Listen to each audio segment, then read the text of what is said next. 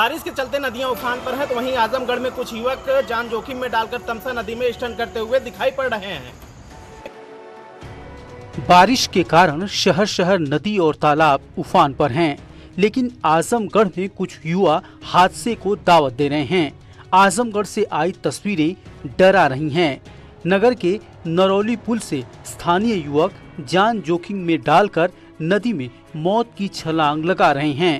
तस्वीरों में आप देख सकते हैं कि कैसे युवक छलांग लगा रहे हैं। हालांकि प्रशासन लगातार ऐसा न करने की अपील कर रहा है। तो जनपद पुलिस को अवेयर किया गया है और जनपद पुलिस को अलर्ट भी किया गया है कि सभी स्थानों पर जहां वो गश्त में रहते हैं लोगों को ये बताएं कि सावधानी बरतें और कहीं भी इस तरह के कोई स्टंट ना करें जिससे उनकी जान जोखिम में पड़ सकती हो। जैसे कुछ लोग नदी या नहरों में कूदने वाले स्टंट करते हैं, इसके ऊपर लगातार कड़ी नज़र पुलिस के द्वारा रखी जा रही है। अब लखीमपुर कांड के आरोपी जुनैद के पिता को अपने घर पर बुलडोजर चलने का डर सताने लगा है। लखीमपुर कांड के बाद आरोपी के परिवार को बुलडोजर का डर सताने लगा है। रेप और मर्डर के आरोपी जुनैद के पिता को घर पर बुलडोजर चलने का डर सताने लगा है। न्यूज 18 से बातचीत में आरोपी के परिजनों ने बुलडोजर का जिक्र किया और कहा कि लगता है बाबा का बुलडोजर चलने वाला है। पहले से हम डरे हुए हैं और डरा भी रहे हैं, हमने देखा भी है जेसीबी आते हुए, इसलिए हम लोग डर रहे हैं क्योंकि ऐसे कई वारदात हमने देखा है कि घर टूटते हुए, इसलिए हम लोग डर रहे हैं। धीरे धीरे अपना घर खाली कर रहे हैं और घर छोड़ के जाना भी चाह रहे हैं। अब क्या लगता है आपको कि क्यों बुलडोजर चला? ऐसे हमने देखा है इसलिए हमको लग रहा है। जो आरोपी हैं सीबीआई जांच होनी चाहिए, जो आरोपी हैं उनको सजा मिलनी चाहिए बस। प्रयागराज पुलिस ने गैंगस्टर गो तस्कर मोहम्मद मुजफ्फर के खिलाफ बड़ी कार्रवाई की है। पुलिस ने मोहम्मद मुजफ्फर का करोड़ों का मकान कुर्क किया है। माफिया और अपराधियों के खिलाफ योगी सरकार का एक्शन लगातार जारी है। आज संगम नगरी प्रयागराज में गैंगस्टर और गो तस्कर मोहम्मद मुजफ्फर के खिलाफ प्रयागराज पुलिस ने कुर्की की बड़ी कार्रवाई की। गैंगस्टर मोहम्मद मुजफ्फर कौड़िहार से समाजवादी पार्टी का ब्लॉक प्रमुख है। प्रयागराज पुलिस ने पूरा मुफ्ती थाना क्षेत्र के लाल बिहारा में स्थित मोहम्मद मुजफ्फर 1133 वर्ग मीटर जमीन में बने मकान को कुर्क कर दिया। इस मकान की अनुमानित कीमत 11 करोड़ 50 लाख रुपए बताई गई है।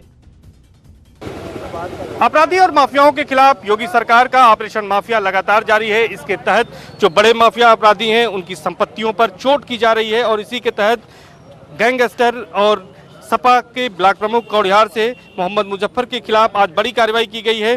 पूरा मुफ्ती थाना के लाल बिहारा में उसका मकान था करोड़ों का, जो कि 1133 वर्ग मीटर में है और इसकी अनुमानित कीमत 11.5 करोड़ रुपए है। आज इसको कुर्क किया गया है। गाजीपुर पुलिस का बड़ा एक्शन देखने को मिला है, जहां माफिया मुख्तार अंसारी के मकान को कुर्क कर लिया गया है, वहीं उनके भाई अफजाल अंसारी की भी संपत्ति को कुर्क किया गया है। गाजीपुर में माफिया मुख्तार अंसारी पर बड़ा एक्शन हुआ है। मुख्तार के साथ साथ मुख्तार के भाई बीएसपी सांसद अफजाल अंसारी पर भी एक्शन हुआ। पुलिस ने मुख्तार गैंग के सदस्य काजू कुरैशी पर भी कार्रवाई की। पुलिस ने मुख्तार का 25 लाख से ज्यादा कीमत का मकान कुर्क कर दिया। अफजाल अंसारी की कई जमीनें भी कुर्क की गई हैं। मुख्तार के गुर्गे काजू कुरैशी की 40 लाख की संपत्ति कुर्क की गई। कुल 2 करोड़ 50 लाख की संपत्तियां कुर्क की गयी। तो 14A की धारा गैंगस्टर एक्ट में बहुत सारी प्रॉपर्टीज़ जो है वो विगत कुछ दिनों में जब्तीकरण उसका कराया गया है। आज 3 व्यक्तियों की प्रॉपर्टी का जब्तीकरण धारा 14A गैंगस्टर एक्ट 1986 के अंतर्गत किया जा रहा है। नंबर 1 मुख्तार अंसारी की प्रॉपर्टी, जहाँ पे हम लोग अभी खड़े हैं, यहाँ पे इनका मकान सीज किया जा रहा है। दूसरा अफजाल अंसारी की कुछ 5 अराजी नंबर्स है, जिसका कुल रकबा 0.3 हेक्टेयर्स है। और काजू कुरैशी जो इनका गैंग मेंबर है, उसकी भी प्रॉपर्टी को आज जब्त कराया जाएगा। कुल अनुमानित कीमत इन प्रॉपर्टीज़ की लगभग 2.5 करोड़ रुपए के आसपास है। कन्नौज में ट्यूशन टीचर का क्रूरता भरा वीडियो वायरल हुआ है। वायरल वीडियो में ट्यूशन पढ़ने वाले बच्चों को बुरी तरह पीटता दिखाई दे रहा है। ट्यूशन टीचर की क्रूरता का यह वीडियो कन्नौज के सौखिया कस्बे का है। ट्यूशन टीचर यहां रोजाना बच्चों को पढ़ाते वक्त बुरी तरह पीटता था। बच्चों ने इसकी शिकायत परिजनों से की तो उन्हें यकीन नहीं हुआ, लेकिन जब लगातार बच्चे शिकायत करते रहे और ट्यूशन से कतराते रहे तो पिता ने पढ़ाई वाले कमरे में सीसीटीवी कैमरा लगा दिया। सीसीटीवी कैमरे में ट्यूशन की क्रूरता कैद हो गई। बच्चों को बुरी तरह पीटते हुए देख माता पिता आक्रोशित हो गए। उन्होंने ट्यूशन टीचर को निकाल दिया है और पुलिस में तहरीर देने की बात कही है। और उधर जैसे ही मैंने बच्चों का गेट खोला तो सर काफ़ी मार रहे थे बच्चों को। गेट खोलते ही सर हड़बड़ा गए और सर ने बच्चों का माइंड ब्रेन वॉश करने की कोशिश की। सर ने बोला कि नहीं कुछ हुआ था बच्चों से, और सर उस टाइम मार रहे थे। सर के जो फेसिंग एक्सप्रेशन थे काफ़ी एकदम वो हो गए थे चेंज। उसके बाद बच्चों से पूछा, बच्चे सर मार रहे थे लेकिन बच्चे डर की वजह से कुछ बता नहीं पा रहे थे। और आप सबने देखा ही हमारे सीसीटीवी कैमरे में सब कैद हो गया है। 17 सितंबर को प्रधानमंत्री नरेंद्र मोदी का जन्मदिन है। मेरठ के एक स्कूल के बच्चे प्रधानमंत्री को अनोखे ढंग से बधाई दे रहे हैं। 17 सितंबर को प्रधानमंत्री मोदी का जन्मदिन है। मेरठ के एक स्कूल में बच्चे मोदी जी को बधाई दे रहे हैं। मोदी जी के लिए बच्चे गाना गा रहे हैं। बच्चों ने प्रधानमंत्री नरेंद्र मोदी को रोल मॉडल बताते हुए कहा कि वो सच्चे अर्थों में मोटिवेटर हैं। स्टूडेंट्स ने कहा कि परीक्षा पर चर्चा के दौरान उन्हें इतना हौसला मिलता है कि उनकी सारी एग्जामिनेशन की टेंशन दूर हो जाती है। हमारे माननीय प्रधानमंत्री जी श्री नरेंद्र मोदी जी को जन्मदिवस की बधाइयाँ देना चाहूँगी। उनके नेतृत्व ने हम युवाओं में ऐसा जोश और ऐसी ऊर्जा भरी है, चाहे वो परीक्षा पे चर्चा हो या मन की बात। सबसे हमारे अंदर ऐसी ऊर्जा आई है कि हम विश्व के सभी युवाओं से कंधे से कंधा मिलाकर चल सकते हैं। तो मोदी जी ने हमें बहुत मोटिवेट किया है, हमारे देश को नई ऊंचाइयों पर लेके गए हैं। तो मैं उनको जन्मदिन की बहुत शुभकामनाएं देना चाहूँगी। उधम सिंह नगर से पिछले 3 सालों से फरार चल रहे 2 इनामी कबूतरबाजों को पुलिस ने पंजाब के जलंधर से किया अरेस्ट। उधम सिंह नगर से 3 सालों से फरार चल रहे 10-10 हजार के 2 इनामी कबूतरबाजों को दिनेशपुर पुलिस ने पंजाब के जालंधर से गिरफ्तार किया। पुलिस ने अभियुक्तों को कोर्ट में पेश कर जेल भेज दिया है। पुलिस का कहना है कि साल 2019 में दिनेशपुर के एक शख्स से विदेश भेजने के नाम पर 3 लोगों ने 12 लाख से ज्यादा रुपए ठग लिए। इस मामले में केस दर्ज करने के बाद पुलिस ने एक अभियुक्त को जेल भेज दिया था, लेकिन केस में नामजद मां और बेटा फरार चल रहे थे। पुलिस ने दोनों पर 10-10 हजार का इनाम रखा था, जिसके बाद फरार मां बेटे को जालंधर से गिरफ्तार किया गया। 2019 में एक मुकदमा पंजीकृत था जिसमें 420 का मुकदमा था, जिसमें कबूतरबाजी का एक आरोप था, जहां पे गरीबों को फॉरेन भेजने के नाम पे 12.5 लाख रुपए हड़प दिए थे। इस मुकदमे में कुल मिला के 2 लोग वांछित चल रहे थे 3 साल से। इनके ऊपर लगातार कार्रवाई की गई। मथुरा पुलिस ने ठगी और चोरी के आरोप में 5 युवकों को गिरफ्तार किया है। गिरफ्तार हुए बदमाशों के पास से लाखों रुपए की नकदी और तमंचे बरामद किए हैं। मथुरा में ऑनलाइन ठगी और चोरी के आरोप में 5 युवकों को पुलिस ने गिरफ्तार किया है। युवकों के पास से लाखों की नकदी, तमंचा, कारतूस बरामद हुआ है। पकड़े गए ठग लोगों के साथ ऑनलाइन ठगी करने के बाद फरार थे। फिर खास की सूचना पर दौलतपुर की पुलिया पर OLX से संबंधित लोग मिले, जिसमें 1,35,000 रुपया उनके पास मिला है। बैंक की पासबुक मिली है, स्कैनर मिले हैं और विभिन्न साइबर फ्रॉड करने वाले लोगों को पाया गया है। बीजेपी के प्रदेश अध्यक्ष भूपेंद्र चौधरी ने आज एक बैठक की। गोरखपुर के तमाम पदाधिकारी इस बैठक में शामिल हुए और आगे की रणनीति पर मंथन हुआ। बीजेपी के प्रदेश अध्यक्ष भूपेंद्र चौधरी आज गोरखपुर के दौरे पर थे। भूपेंद्र चौधरी का गोरखपुर में जगह जगह कार्यकर्ताओं ने भव्य स्वागत किया। भूपेंद्र चौधरी ने गोरखपुर, महाराजगंज, कुशीनगर और देवरिया के बीजेपी नेताओं के साथ बैठक की और पार्टी की आगे की रणनीति को लेकर दिशा निर्देश दिए। दिल्ली स्थित यूपी भवन से एक फर्जी IAS पकड़ा गया है। दिल्ली पुलिस उससे पूछताछ कर रही है। उसने खुद की तैनाती गृह मंत्रालय में बताई थी।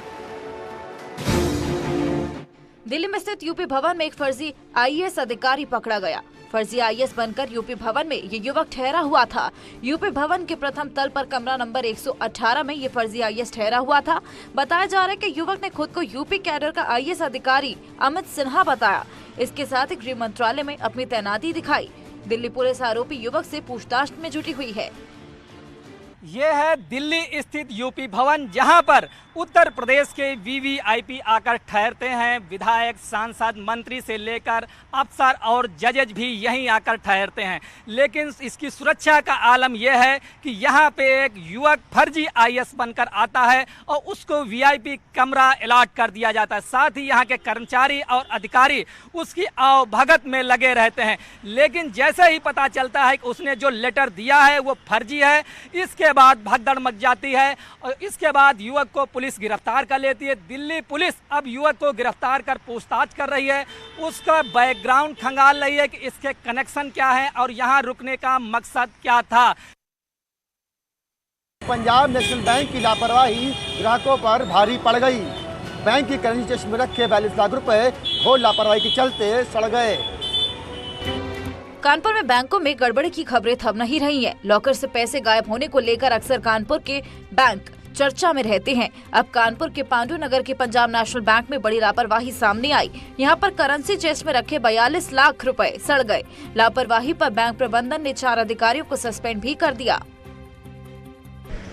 सेंट्रल बैंक ऑफ इंडिया और यूनियन बैंक का मामला अभी थमा ही नहीं था कि एक मामला और सामने आ गया, जिसमें बैंक के चेस्ट से लाखों रुपया गायब हो गए, या कहा जाए कम हो गए, या कहा जाए उन पर पानी पड़ गया। इस वक्त न्यूज़ 18 की टीम पंजाब नेशनल बैंक के उसी ब्रांच पे है जिसको पांडुनगर ब्रांच कहते हैं। उस ब्रांच में ऑडिट के दौरान अधिकारियों को चौंकाने वाली चीज़ें सामने आई, जिसमें ब्रांच में जो ट्रंक्स थे जिसमें करेंसी रखी गई थी, उस ट्रंक में नोट जो हैं कुछ गले हुए थे, कुछ नोट्स खराब हो चुके थे और कुछ काउंटिंग में बंडल कम भी थे। यानी बताया जा रहा है, जो सूत्र बता रहे हैं, 42 लाख के आसपास का अमाउंट कम हुआ, जिसके बाद से यहां ताबड़तोड़ कार्रवाई हुई। 4 अधिकारियों को निलंबित कर दिया गया।